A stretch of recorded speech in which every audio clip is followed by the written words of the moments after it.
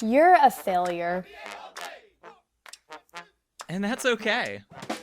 Hi, I'm Dan. And I'm Alicia. And we're failures too. We take a walk back through people's failures and relive the mistakes they made so we all can have more clarity in how to be a better human.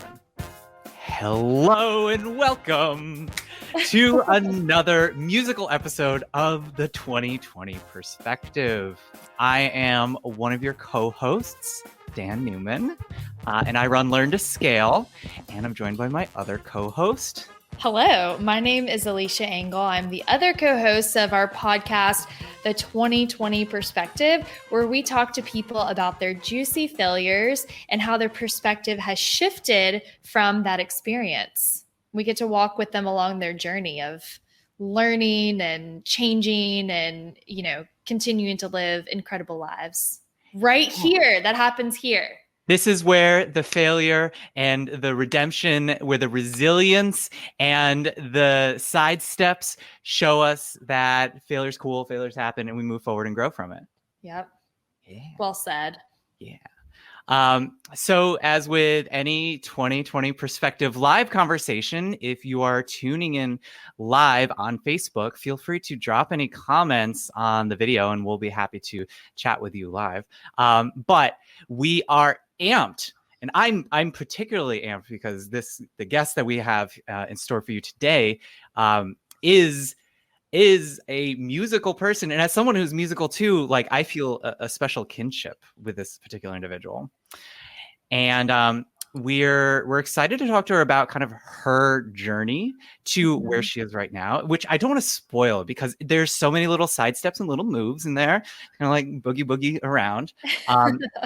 But I will say that it's a great tour de force of how people can pursue their dreams, even when they have to take side steps, forward steps, back steps, rock steps, foxtrots, whatever, to get there. So this is the individual we're interviewing today is also a host of a podcast called the Corp Artainment podcast, which I'm sure we'll ask her about how she gets started, why she does it, everything there. But please tune into that because it's going to be a great way of learning more about our guest and her journey and how she supports music and transitions and etc. But anyways, I digress. Why don't we introduce to the podcast Amora Brown? Hi, Amora. How are you? Good. How are you, Dan? Hello, Amora. We're so glad to talk with you today. Thank you so much for having me. It's great to have you both here to chat and just have a great time. Yep. Yeah. Well, we like to kind of like warm up a little bit to the podcast with a little rosebud thorn. So if you're game to play, our rosebud thorns are pretty self-explanatory. There's a rose and a bud and a thorn. A rose being something good, a thorn being something bad, and a bud being something you're looking forward to. There's something good coming up. Alicia, do you want to go first? Do you have a rosebud thorn in store? Oh gosh. Let's see. My rose is that, we're having this conversation today and I'm so excited. We had a preview of Amora's journey yesterday. So I'm really looking forward to kind of digging in and talking more about it. That's my rose, and always a pleasure to talk with you, Dan. My bud is going to do some traveling next weekend, going back out of town to meet my boyfriend's good friends. And my thorn is, my thorn is that sometimes when you have a short week, like we had the holiday on Monday for July 4th, and sometimes it actually makes the week feel a lot longer because you're taking all of the work that you didn't get to do and it's just being compressed. So that's my thorn, but nothing really, nothing bad. Okay, nice. Yeah. Amora, do you have a rose and a bud and a thorn, or do you want me to go? Actually, Alicia gave me a really good idea because I also am going to be traveling next year, and that's the positive rose part is that hopefully get to go to Japan. So with my friends, for some reason, I've developed a fear of flying. I don't know where that came from because that sounds like a thorn. I used to love to travel alone. And like the takeoff part used to be so much fun. And I don't know, all of a sudden I'm like scared.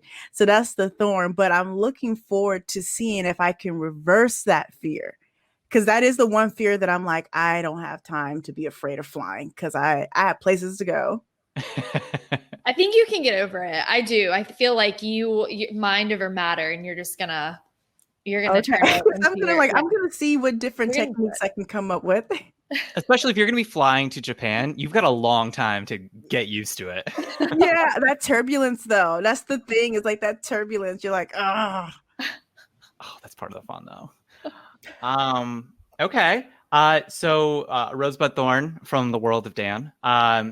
The bud is the details are coming together for this this week that I'm running in 2 weeks called Camp Career Confidence. And I'm really excited to run it because it's a week full of like all this like fun confidence building activities. There's some competitive self-reflection that I'm going to be doing in that. Like it's gonna be a blast. And if like you're listening to the podcast and it's not July 19th yet, then head to bit.ly/Camp Career Confidence and get ready to fight for Team Thunderstorm or Team Sunshine. So that's my bud. Ooh, that sounds super awesome. It's gonna be something. My bud and my thorn are related. My rose and my thorn are related. So today I woke up and I was like really stressed and I was having like a day. But I went to the rock climbing gym and I felt really good just like climbing some rocks and like doing some stuff. And I actually did some climbs that I wasn't able to do last week. So I feel like I like got better. So that was exciting. The thorn though was that doing rock climbing turns your hands into like ground meat. So my fingers are all torn up. So I'm going to be if I stare at my hands during this conversation, that's just because I'm like investigating all the new holes and pockets of whatever. Sick. Yeah, I know, real gross. Right down. But okay, it's not about my hands. It's about our sidestepping through all sorts of career paths and journeys with Amora. So Amora, why don't you tell us a little bit about yourself, who you are, and then we'll get to kind of like your life, your story, because I think it's really inspirational to hear all the steps that you've made, but pun intended, as we go through this. Yeah, so I am a artist. Now, the level of artistry I am at is entry level, but I am an actress and a singer and a dancer, and I want to be much better at those things, but I'll call myself that because a year from now, I will be much better than my skill level now. And I created this podcast called Corporatainment to kind of give me like a blueprint of how to accomplish those goals. And I do that by interviewing people who were able to successfully accomplish those goals. And nowadays, you need a job to be able to survive, have your health insurance, save up, retirement, emergency money. You need all those things. So it's not really realistic to just drop everything and just chase after your dream. You kind of have to have some sort of stability in a way that can give you some sort of income. So I interview a lot of people who are able to do both. They are people that are creative artists that work 9-to-5 jobs in the corporate world. And I have a lot of really cool people that come on the show. There's one person that I like to mention. They are a chemical engineer and they have a PhD in chemical engineering, but they're also a belly dancer. Wow. Like I literally have those type of people on the show where they're just like, do you think anyone at her company knows she's a belly dancer? No. And that's literally the point, is that like when I started working in tech or at different companies, I realized there were so many people working side by side with me who had these very artistic passions outside of work that they never talked about. Yeah. It's like they have this whole other life that they don't, or this whole other piece of their identity that they don't get to really showcase. They have to play a certain role when you're on the clock, so to speak. Yep. I feel that. I feel it. I feel that too, and I'm real boss. Talking to the corporate, person who has many dreams. So I get it. So where did you start? Like, did you just say like, hey, I want to make a podcast? Or like where did you get your passion for the arts? Let's start there, because as an arts person, I am also interested in people's entre. Yeah, so my entire life, I always wanted to be a singer. Like my favorite artists were Tupac, Aaliyah, Mariah Carey, G Unit, Eminem, Nate Dogg, Dr. Dre. Like I was always into all these artists, and I just didn't really have anyone to say, "Here's how we're gonna do that." And now that I'm an adult, I realize that a lot of the child stars had their parents as managers to coach them through the entire journey. And I didn't know that as a kid. So I thought that it was just a matter of them getting discovered at the mall. And that's how it happened. Yep. Here they are.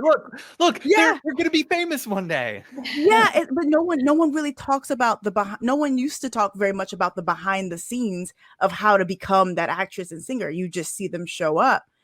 And so I kind of was like delusional for most of my childhood and teenage years about how I was going to be an actress and singer. I was just like, I'm going to go to LA and someone's going to see me walking down the street and they're going to say, oh, we need her in our movie. And my friend in college was just like, that is not how it works. You need to have a plan. Like, who's your favorite artist and your favorite actress and singer? I said, Angela Bassett. So she took me to the library. And we went online to study Angela Bassett's background. And I saw that she had a lot of training in acting. And I was just like, okay, now this sort of stuff seems like very like obvious, but I really didn't know at the time because I just didn't have anyone in my corner to show me that. So my whole goal from like, I would say like the age 20 to like 24 was I wanted to go to Yale University. I did everything I could do to go to Yale because Angela Bassett went to Yale and a whole bunch of other phenomenal actresses went to Yale. Checks out. I did. And I was just like, if I go to Yale, they can't not let me become an actress and sing. Right. I have to be successful. So I joined student government at my college, and I ended up getting like majority of the votes. Everyone voted for me because I was super social. Like in all my classes, I would tell everyone. Don't say. I got a letter of recommendation from the dean of undergrad, from the president of the community college, Berkeley City College. I did 2 internships, worked really hard and did 2 internships in Washington, D.C., very prestigious ones too. And one of the internships was paid. So I was actually able to visit Yale's campus on my own. I even went to their grad school meetups. I wasn't even a grad student. I was an undergrad student at community college. I was like, I'm going to go to the grad school because maybe one of these graduate students can have some advice. But I didn't get into Yale after all. I failed. And I even got in touch with the dean of undergraduate admissions before I applied because I was so desperate. And she would talk to me about, tips and stuff like that. And she was really awesome. She's rooting for you. Yeah, she was rooting for me. I even had her phone number too. Hey, girl. But I didn't use it. I was too scared to use it. I didn't use it at all. But she was really nice. And I didn't get in. But I learned so much along the way, as you can imagine. I was like, okay, I still need to be an actress and a singer and a dancer. And I know that I have to be smart about the way I go about it. So I need to have a business mind. So I'll study business at community college or whatever. So I graduated. What growth mindset? You said what? That's so growth mindset. Just like, oh, here's something bad that happened. Oh, what an opportunity to learn and grow into something new. Like, yeah, I guess in many ways, I just never saw it as like a stopping point. I was like, okay, well, I'm just going to be a very business-minded actress and singer then. Like, it was just like, I guess I'm just going to have to be a business-minded who interned at the U.S. Department of Energy and the U.S. Telecom in Washington, D.C., all these like government things, like right down the street from the White House and so forth. And an actress and singer at the same time. I was like, I'm gonna be an interesting actress and singer. Very interesting to talk about this stuff later. And everyone thought I was gonna be like a senator. It's like, are you running? Are you gonna be a senator when you? I'm like, no, I'm gonna be an actress and singer. I'm gonna be a music. You know what? You still could. So it's great about life. It's never too late. I mean, I don't want to be a senator. I don't want to work in politics. Oh, me neither. I know, but everyone thought that's where I was going. I was like, no, it just looks fancy to Yale, I thought. Yeah. And so I had a boyfriend at the time who was like, you should get into tech. And I was like, I can't get into tech. I have a super low GPA. It was like 2.7. And he was like, you should do it anyway. And I was like, okay. So I applied to 100 tech jobs and only got one interview. And there was one guy who was really nice. He like gave me a chance to like see what the process would be like. Mm-hmm. Everyone told me no. And I was like, why is everybody telling me no? Do I put boo-boo on my resume? And everybody's like, why would she put that? And I put boo-boo on my resume and nobody hires me. I said, why is nobody hiring me? And I ended up getting a job as an operations associate. And that was someone that basically was the one that did all like the catering stuff and cleaning up in the space. And I was like, one day I'm going to work my way up to a more higher paying job that allows me to work remotely. And when I work remotely, I'll go to LA and audition. See, I'll be making however much money, like let's say like I'll be making however much money, I'll be making way more money. I'll have my health insurance, I'll have my PTO and my sick leave, and I can use those to allow me to go to LA and go to auditions so that while I'm waiting in these long lines, I'm working and making money. And I don't have to do like a restaurant job where I'm making like $15 an hour. I can be making like 70K plus going auditions. And at one point I actually did that in San Francisco. I actually filmed. I felt like a boss. I actually filmed. I was at work, and one of my coworkers who I always would joke around with, we went into the elevator and was a whole bunch of people in the building, in the elevator, a whole bunch of like business people. He was like, so where are you going? I'm like, oh, I'm about to go film for this commercial. And everyone looked at me, and it was on my lunch break. So it was like, oh, you don't film on your commercial lunch break? What are you just go to work? Oh. I thought everyone was going to be famous. I didn't realize I have to go. Excuse me, I've got some code to commit or something. Go right back to work and answer them customer complaints and questions. Like, it was fun. So that's awesome. So I'm hearing what you're saying about like, you still have this dream, like the goal that you want to be an actress and a singer is still at the forefront. Yep. And you're thinking about what is the path of least resistance to get there to where you can still have the kind of life and like support for yourself that you need. And so you're kind of taking this like divergent path, but you still have this like main goal in, at the top of your like priority lists. Yep. And it's interesting because I would say I'm on TikTok a lot. I don't know if you guys use TikTok, but I'll get lost in. Okay, well, so I just don't go.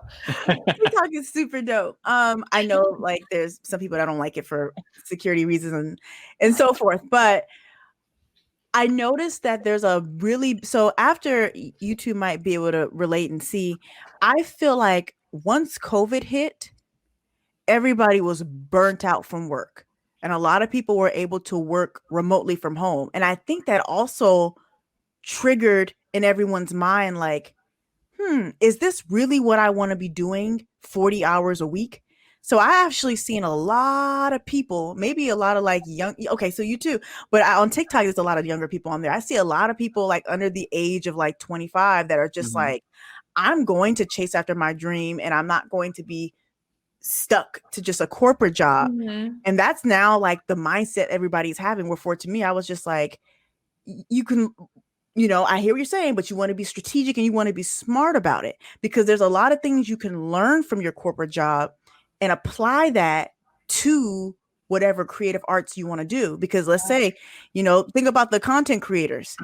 You on somebody else's platform and you're creating content, but you don't own any of that. Are you reading the contracts in place when you say, yep, I agree to join the Creators Club? So there's a lot of things you can learn from your corporate job and reinvest that back into yourself and to build you as, I think, skillful to get another corporate job if you need it, and give you stability so that if you don't, if you want to take a year off and work on your arts, you can. But you can always come back because you have that skill. So it's just thinking and that's not something I thought about back when I wanted to just be a singer. That came after I failed getting into Yale. And I was like, okay, so how am I going to be an actress and a singer and a business-minded person? That was all built throughout the last 4 years. And I think that's so powerful, especially like I came up, my upbringing was in the arts, and I went to school to be a composer because that was a smart career choice. Music and philosophy, real employable, Dan. It is wonderful. But like, there's this pressure in the arts to be pure and to be like not distracted by holding down other part-time jobs and to be focused to your arts. Like there's this like paradigm, this like stereotype of like the true artiste is the person who's poor and starving because they only focus on their craft. Yeah. And I say, screw that. Yeah. And also it feeds each other. So your arts can be informed by your work and your work can be informed by your arts. Soapbox off. True. I just look at my favorite artists who say what they wish they would have knew before they signed those 360 deals at the record labels. So I'm sitting back like, okay, MTV behind the scenes, what should I not do? What lessons can I learn? Like, it's just about that. Like you said, Alicia, the growth mindset that's applied everywhere. Mm-hmm. Definitely. Yeah. Definitely. So sorry. I was going to say, we talked to someone on the podcast a couple weeks ago who was talking about, we haven't published this yet, so teaser. But this guy that we talked to had built a brand that he failed at not making it like this like huge like successful movement that he envisioned. And he said what was interesting is he said that he thinks that maybe like the failure is in the lack of like the hunger, the struggle, that he wasn't struggling enough. Like he had another job. And so he never like fully stepped into building this brand because he kind of had to put, you know, a foot in either canoe. So it's interesting. It's interesting. And I wonder if like different individuals have a different mindset on like how the struggle motivates them to like achieve their goals and to reach this, what they, you know, see as a success. I don't know. What do you think? I don't know. That's a tough one. That's a humdinger. Yeah, I do think that maybe that is true to a certain extent too, honestly, because with my podcast, it's like I'm the only one working on my podcast.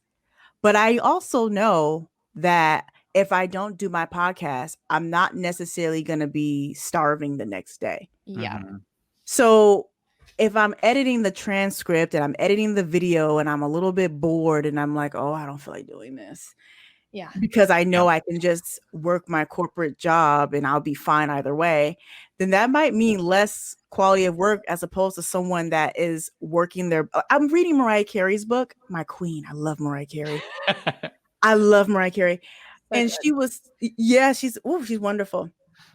In her book, she talks about how she was in a space full of people that weren't hungry like her because you know, they weren't going to be homeless if they didn't put out music. Well, for in the beginning of her career, she always had this mindset that she always wanted to be this entertainer, but she also felt like if I don't do this, then I'm going to end up, you know, basically, you know, poor on the street.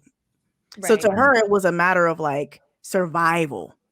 And I think with anything you're working on, that is, if you feel like it's a matter of survival, you're going to have a different drive. It just happens to be applied towards an art, and therefore your art is going to be, you know, invested in so much more heavily because you need to survive. But I do think that drive behind it, and you don't have to feel like you want to survive to have that drive. It just it's a really big motivator though when you feel like that.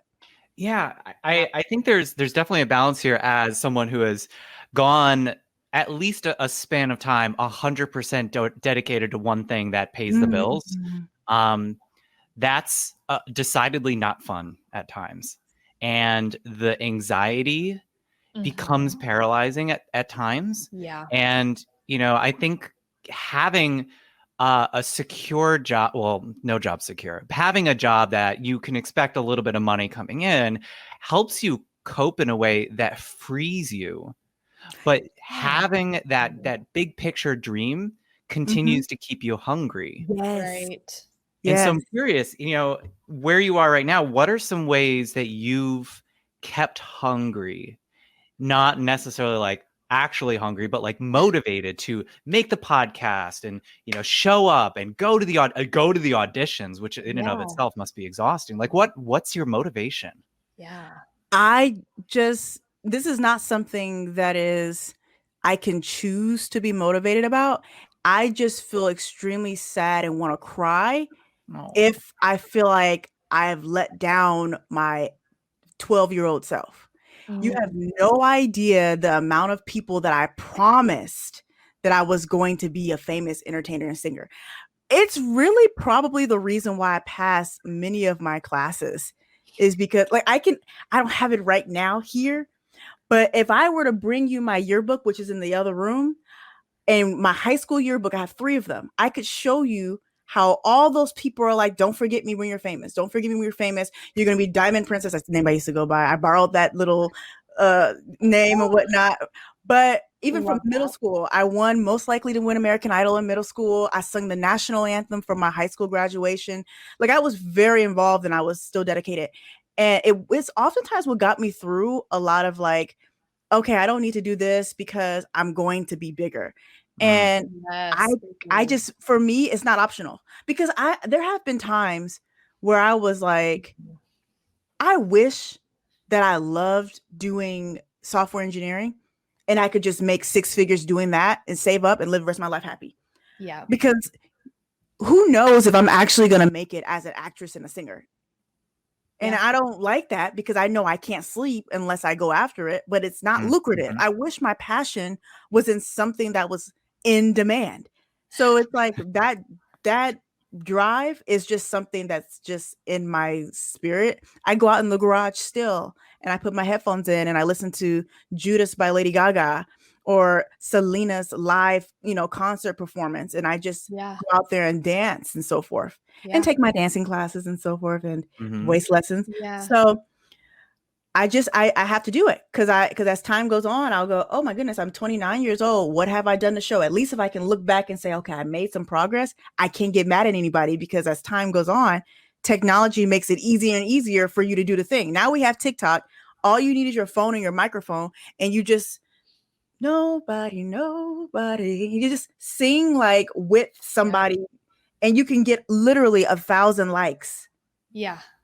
It's not even like you need to go to LA and like audition and hope somebody sees you on the street. Right. They see you on TikTok. Yeah. So I guess for me, it's just, I need to do it. It's not like an optional. I have to do it. I'm hearing you and I know Dan's probably laughing inside because he's like, what is she going to say now? But I relate to what you're saying. Like, I don't have the same type of talent that you do. Like, I cannot sing. I sing in the shower. But like that internal hunger that you have, that like fire in your belly that you cannot subside. Yeah. I feel that. I feel it from you and I feel it for myself. I know Dan feels it as well.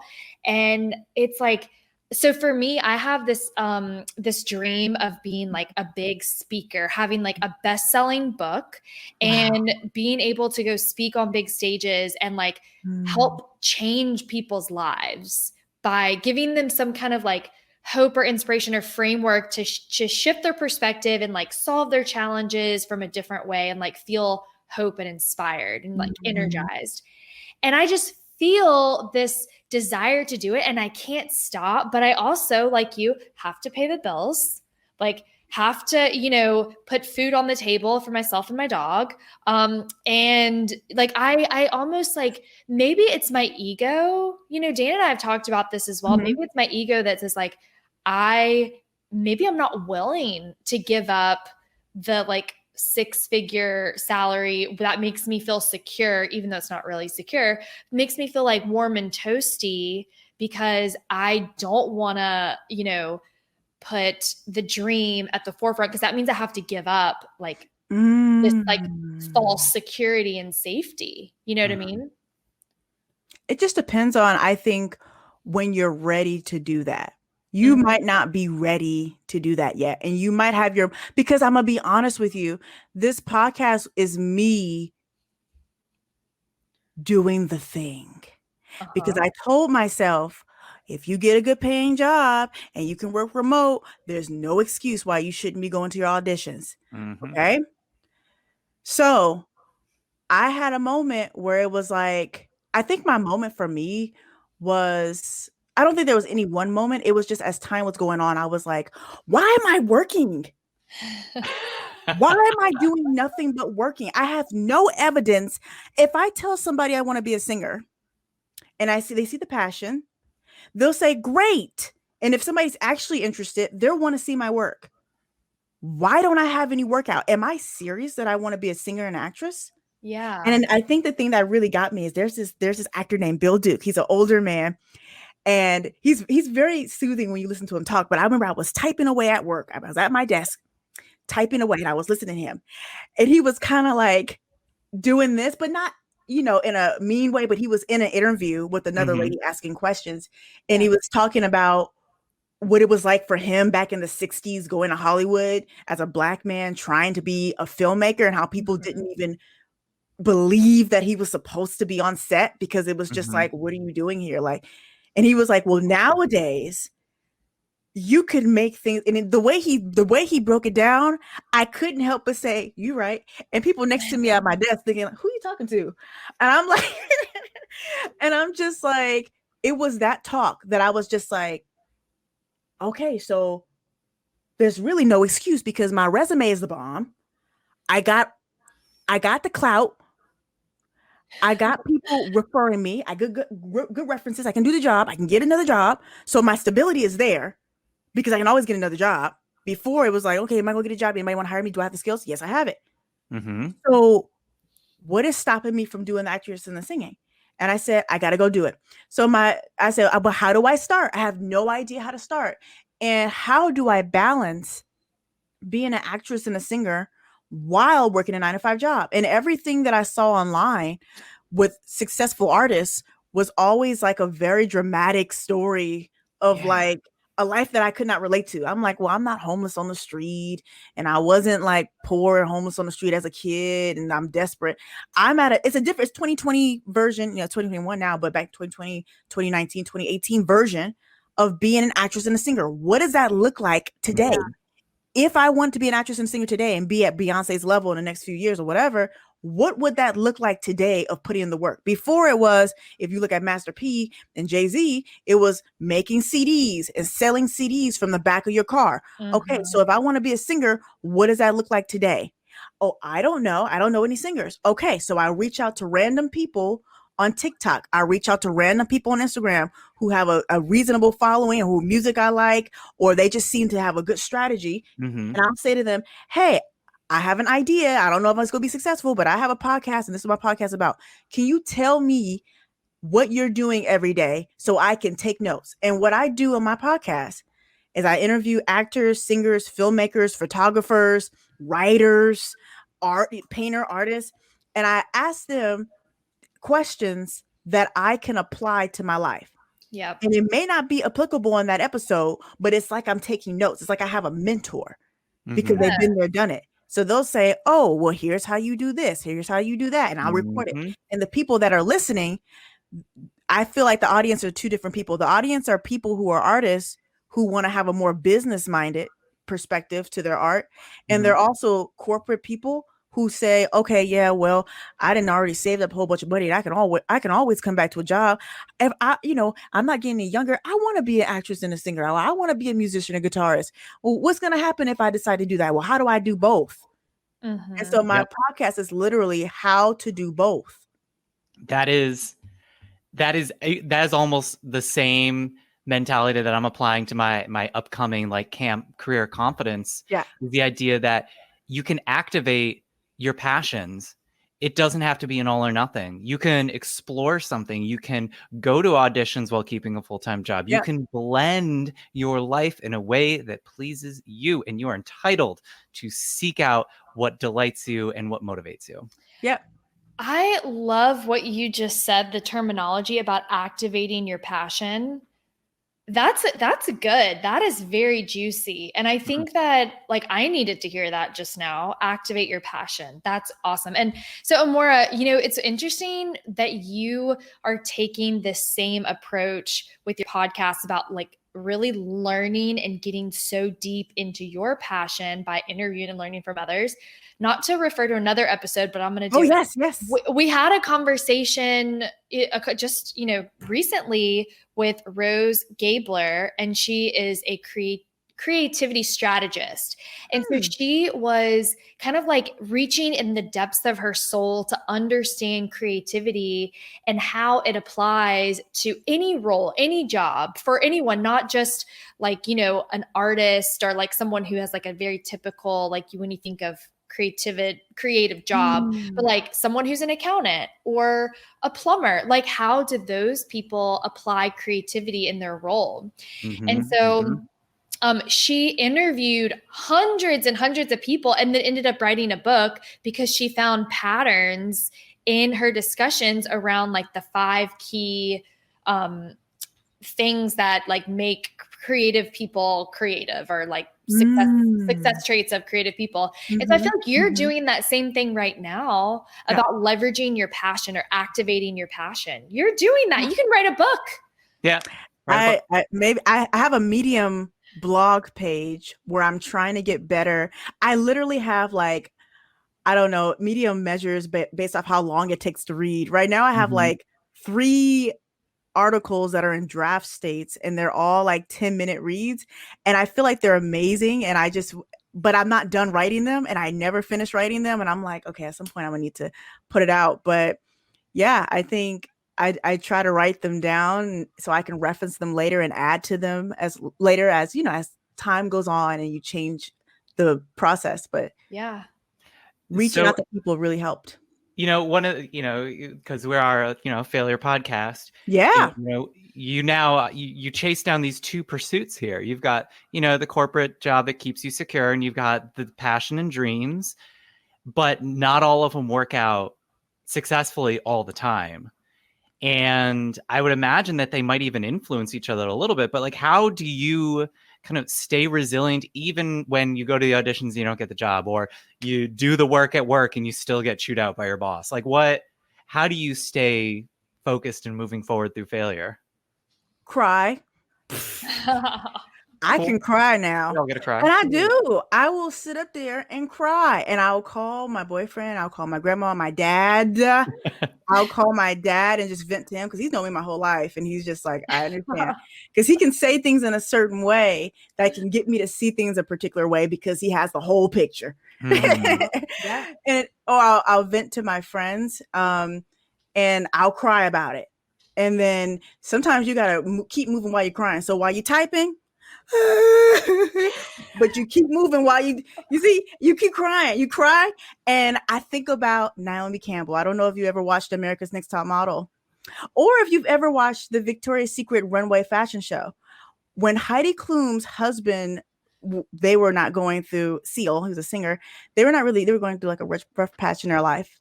And I remember he was singing at the 2005 Victoria's Secret runway fashion show, which I admired a lot. And I'll never forget, Heidi Klum was backstage crying, but she had to come out on stage and slay. And the way she slayed, you would have never known she was crying, and her and Seal were going through like a messy breakup. Right. And I think he was like singing as she was walking down the aisle. So, so I always think about, and Tyra Banks on America's Next Top Model, how the girls would be going through stuff at home, and Tyra would always tell them, but when you get in front of the camera, you smize. When you get in front of the camera, you do this. And so I think as a young kid, I always would watch TV and take those lessons into myself. So I still cry. I could have been crying before this interview. I wasn't, but I could have been crying before this interview. But as soon as I turn on the camera, hey everyone, how you doing? You're on stage. Yeah. So you do both. So you don't, smother it with like other things and like pretend like it doesn't happen. You just cry. Now, most people are not going to tell you they was crying before an interview, but I'm just making it plain. Like, I still have those feelings and I get frustrated and angry, but and once you finish crying, you can go through the building process of understanding, okay, so do I really need to change my perspective?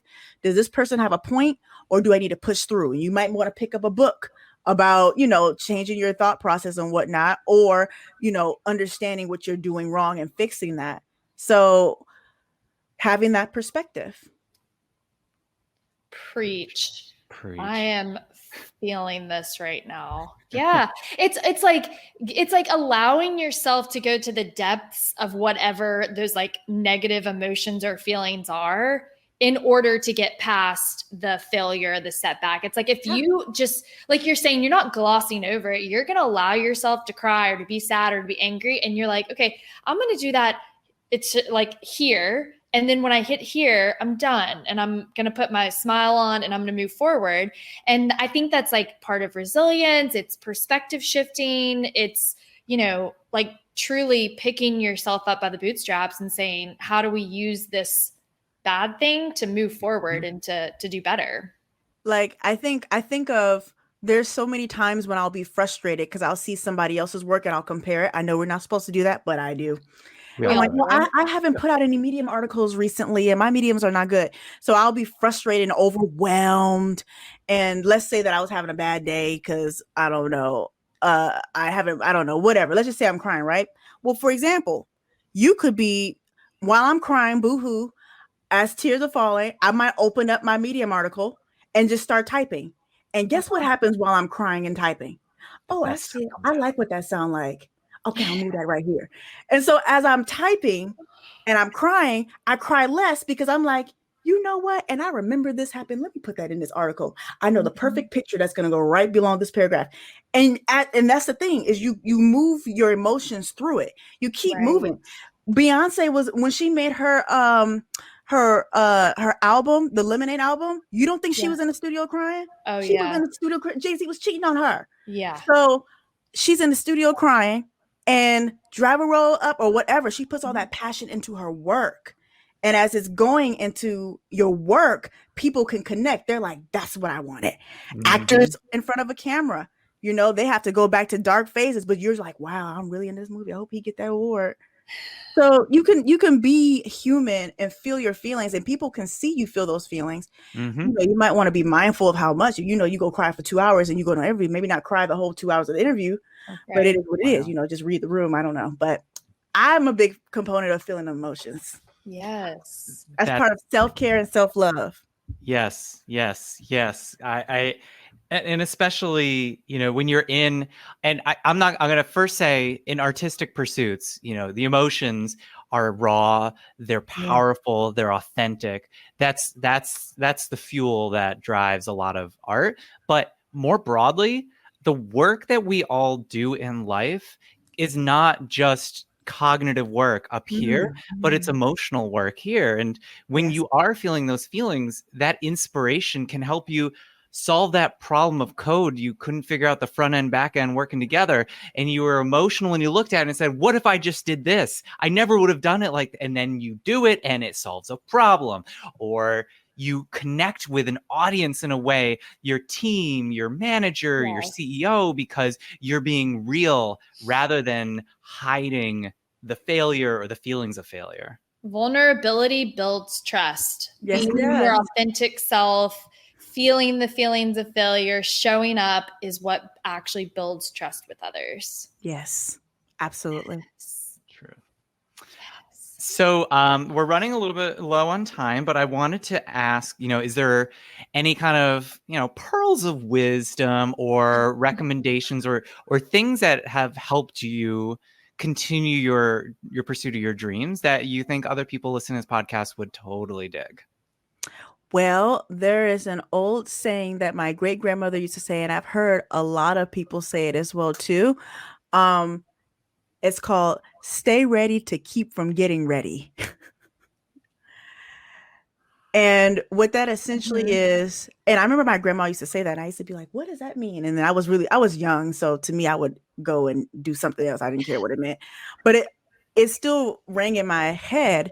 And what that means is make sure you're prepared before the opportunity comes so that when it comes, you're prepared. And I guess the reason why that really stood out to me is because in my very first podcast interview on Corporatainment, episode 1, there's a guy, he's an actor, but he's also a paralegal. And he mentioned that I said, he was telling me an episode, he was like, don't worry about if the opportunity never comes. The question is, will you be ready when it comes? And I've learned that so much with my podcast, because my podcast is really me being Amora, and I'm just recording it. I will talk to any stranger in the world, and I always say, if you're sitting next to a person, why don't you know their birthday? You should know their zodiac sign. I'm just joking. I know people's zodiac. I gotta get y'all zodiac sign at some point. But I'll go to another country and I'll talk to people. I'm like, look at all these amazing people that no one else knows because they're not using their resources. They're not talking. Nobody's talking to each other. That's so weird to me. And what I realized is that in the podcast, what he was saying is that when the opportunity comes, like this one, this conversation we're having, this wouldn't have really, this is a great opportunity for people to learn about my podcast. But if I didn't have the podcast, even though I only got 9 episodes up, I'll be putting one out later. It's something that people can indulge in. I wrote a comment on a LinkedIn post. It was a Harvard Business Review article. And one of the writers reached out to me to get in touch with me. One of the Harvard writers reached out to me, and that post got like over 1,200 likes or something like that. But he was very interested in my podcast. And so it's really amazing that, to me, I look at it as, oh, it's just a baby podcast, like only 9 episodes. It's not as good as like the Joe Budden podcast or like all the other big ones, but it's staying ready to keep from getting ready. So when an opportunity comes, Amora, what's your podcast? Or Amora, what are you doing to chase after your dream? I have this. Okay. But you can't even be in the conversation if you have nothing. And that's what I learned when I created my podcast. Well, definitely recommend everyone to, now that you've heard Amora share her story here on the 2020 Perspective, to go to corporatament.com and go listen to some more stories. I was listening to one of them and I was like, oh man, maybe I should pick up my double bass and like get back into music some more. Yes, like, do it. Totally. You should. Do it, please. It's just sitting back there. It's going to open up brain waves to help with your business. Maybe I will. I've got the opportunity. It's waiting. We're all waiting for you too, so we can hear some good music. Oh, okay. Well. Or some bad music, whatever. Thanks to No BS Brass Band for the bangin' show music. Check them out at nobsbrass.com. And if you want to join any of our live shows, follow us on Facebook at the 2020 Perspective. That's 20/20 Perspective. As always, make sure to subscribe on your favorite podcast player so you can get the latest failures delivered right to your ears. And may your failures be spectacular.